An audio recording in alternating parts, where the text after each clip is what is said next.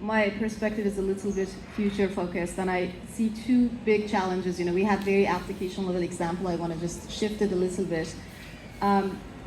Number one, I just touched upon it first, is the human nature, the way we think, the way we act. And number two is the upcoming, in the next 6 to 12 months, infrastructure that is actually literally gonna, software has been matured enough and developed enough, but in a year, in maybe less than a year, we're not gonna have enough infrastructure to support it. So that would be a huge challenge. But going back to the human part, I can emphasize how,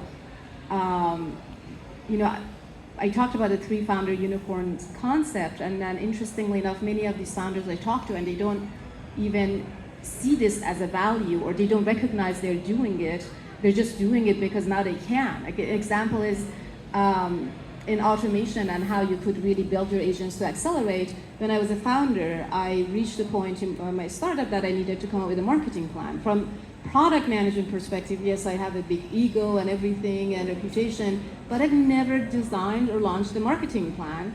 But also, I didn't want to pick up the phone and talk to my friends and be an absolute idiot that I don't know anything about marketing. So what I did is spent about 10 days, 15 hours a day reading about marketing, and internet is full of junk. So it took me a while to even figure out what is a good source, what is not. And then eventually at the end of the 10 days, I had kind of 2 rough plans that would make sense for my type of startups. And then I picked up the phone and I'm like, hey buddy, I have these 2, could you walk me through? Again, after half an hour, 1 hour, I came up with really good plans. What would I do right now, today, is that I'm gonna sit in front of ChatGPT in 2 hours. I'm gonna talk me through, teach me marketing for a startup, and ask me 20 relevant questions, give me 10 marketing plan for this case, and then give me pros and cons and reduce it. And after 3 hours, I have that 2 plans that I pick up the phone and call my friend. And then again, this clarity of not mixing generative AI products should be the big hot thing, as you said. That's not the case. Is how to smartly use generative AI as a tool to create. And the example, the way that I understand it also is, going back to every technological breakthrough, there are kind of 2 or 3 layers of innovation. Number one is infrastructure. Companies come, create an infrastructure that is accessible to everyone right now. It wasn't before, and makes it easier, faster.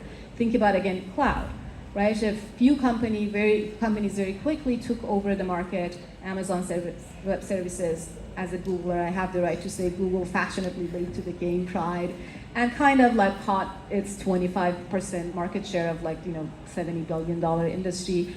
And, but then that infrastructure enabled plethora of innovation in application layer, and so many people who would never dream of being founders became extraordinary. Founders built extraordinary companies, and then comes platform.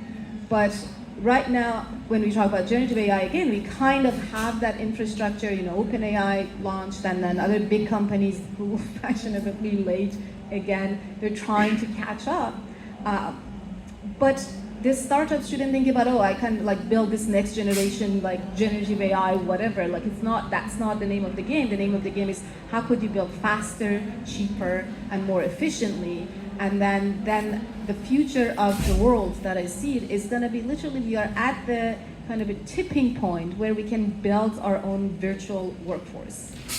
So the challenges are more in perception of we lose the eyes on the prize, is that how can I most effectively automate my processes to, how can I most strategically use advisors and people who I can have, kind of a checkpoint with them whenever needed. And how can I build whatever my IP is that couldn't and doesn't even have to be, to your point, generative AI or AI, but build it really fast and win. And I think if smart founders could kind of create clarity for them, they could build extraordinary, valuable products using generative AI, but whatever they want to build and dominate.